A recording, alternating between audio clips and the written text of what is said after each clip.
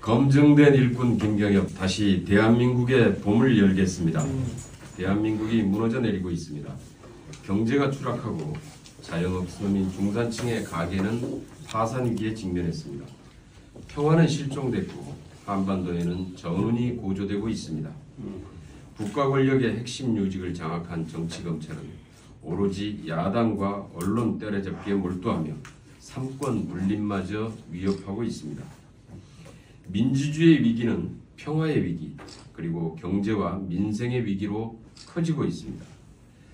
그러나 무능하고 오만한 정권을 견제해야 될 국회는 무기력하기만 합니다. 권력형 부패를 척결하려던 특검법뿐만 아니라 대형 참사, 진상규명법, 노조법, 양곡관리법, 간호법 등의 민생을 살리려는 법안마저도 밥 먹듯이 남발하는 대통령의 거부권 행사로 무산되고 말았습니다. 부자 감세, 국가 재정의 위기, 편가르기 위념 외교, 계속되는 외교 참사, 경제 추락 등 아무리 지적해도 콧등으로도 듣지 않는 정권. 대법원의 판결도 무시하고 법률이 아닌 시행령을 입맛대로 변경해서 통치하는 정권. 인사청문회에서 아무리 부적격으로 밝혀져도 임명을 강행하는 폭정 등으로 철저히 무시당하고 짓밟히는 국회. 과연 이런 국회에서 무엇을 할 수 있을까? 자괴감도 들고 고민도 많이 했습니다. 그렇다고 이를 방치하고 눈 감으면 이 나라는 어찌 될까요? 또다시 얼마나 많은 국민들이 절망하고 고통을 감수해야 할까요?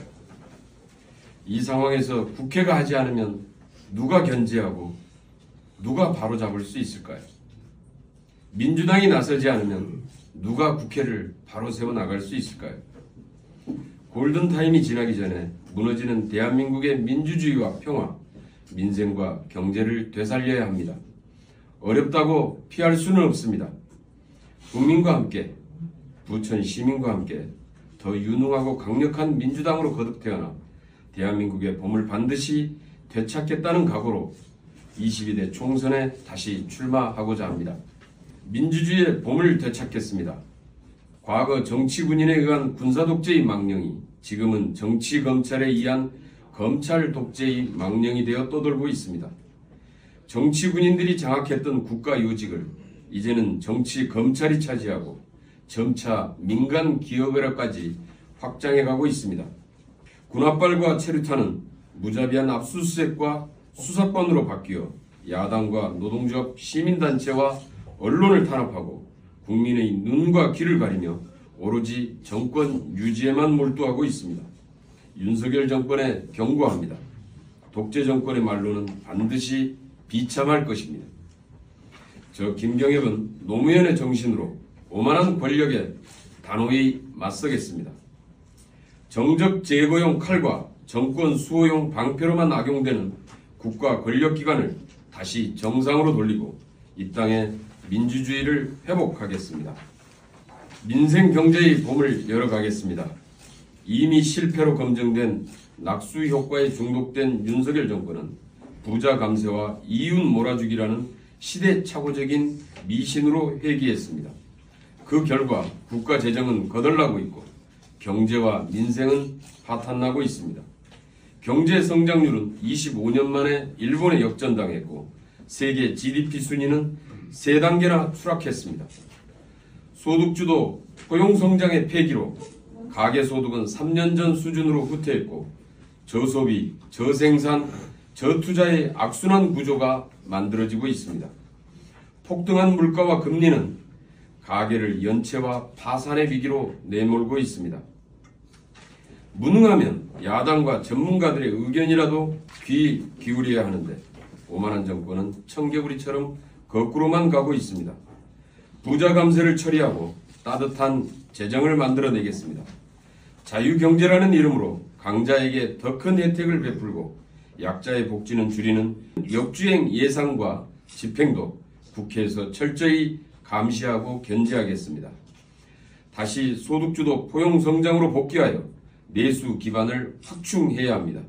부자 감세를 처리하여 국가 재정이 제 역할을 해야 경제도 살아날 수 있습니다. 다시 평화의 봄을 준비하겠습니다. 전쟁이냐 평화냐, 지금 남북관계는 최대의 위기로 치닫고 있습니다. 이념에 매몰된 편가르기 진영 외교로 인해 평화는 간되었고 한반도에는 다시 전운이 고조되고 있습니다. 이럴 때일수록 김대중 정신을 다시 생각합니다. 평화가 진짜 안보입니다. 평화가 경제이고 일자리이며 민생입니다. 한반도 평화체제와 남북의 교류협력만이 대한민국의 살 길입니다. 저출생으로 부족한 생산인구의 해법도, 한계에 이른 중소기업의 살 길도, 유라시아 대륙의 시장과 안정적인 공급망 확보도 한반도 평화와 남북의 교류 없이는 불가능합니다. 시대착오적인 이념과 진영 논리에 매몰된 편가르기식 대결보다는 주권 국가답게 세계 각국과 폭넓은 대화와 협력을 통해 수출 시장을 확장하고 안정적인 공급망을 구축해 나가야 합니다. 대결보다는 대화와 협상을 추구하는 글로벌 평화 세력과 네트워크를 구축하여 한반도의 전쟁을 예방하고 다시 평화의 햇살이 비추도록 해야 합니다. 지난 의정활동 기간 누가 알아주지 않아도 국회 정보위원장, 외교통일위원, 그리고 평화외교포럼 대표위원으로서 세계 각국의 평화 세력들과 네트워크 구축을 준비해 왔습니다. 세계 최초로 프랑스 상원에서 한반도 종전 지지 결의안이 통과되었고, 미 연방의회에서 최초로 한반도 평화법이 발의되는 성과도 만들었습니다. 그동안 축적된 3선의 경험과 노하우를 바탕으로 다시 평화의 봄을 준비하겠습니다. 부천 발전 4대 전략 2.0 성공적으로 완수해 나가겠습니다. 차근차근 준비하고 추진해왔던 부천 발전 4대 전략은 2.0 버전으로 업그레이드 하겠습니다.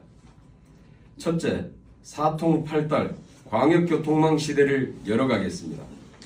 서해선으로 연결되는 소사대곡 전철의 완공에 이어서 제가 경기도당 위원장 시절 서울시당, 인천시당과 함께 추진해서 예타를 통과했던 GTX-B는 조기에 착공하고, 서울시, 경기도와 협의하여 추진 계획을 세웠던 GTX-D 노선도 강남으로 연결하여 부천을 명실상부한 GTX 교통망 중심으로 만들어 갈 것입니다.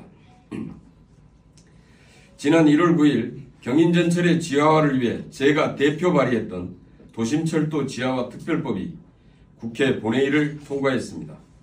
우리 부천의 도심을 분절시키고 원도심의 발전을 가로막아왔던 경인전철을 우선 시범사업으로 추진하여 신속하게 진행해 나가겠습니다. 둘째, 4차 산업시대 첨단 지식산업도시 부천을 만들어 가겠습니다. 경제기반형 도시재생 시범사업이었던 춘희원미 공업지역의 허브렉스 사업을 기존 원도심 공업지역까지 확산하여 부족한 산업용지도 해결하고 첨단 전력 반도체 산업, R&D센터 등 첨단 지식산업 중심의 일자리도 확대해 가겠습니다. 셋째, K콘텐츠의 산실 문화도시 부천입니다. 그동안 국제 판타스틱 영화제, 애니메이션 축제, 복사골 예술제 등으로 문화도시 기반을 마련했습니다. 여기에 작년에 완공되었던 부천 아트센터와 웹융합센터라는 날개를 더해서 연관산업과 일자리로 연결하고 K콘텐츠가 살아 숨쉬는 문화도시 시대를 열어가겠습니다.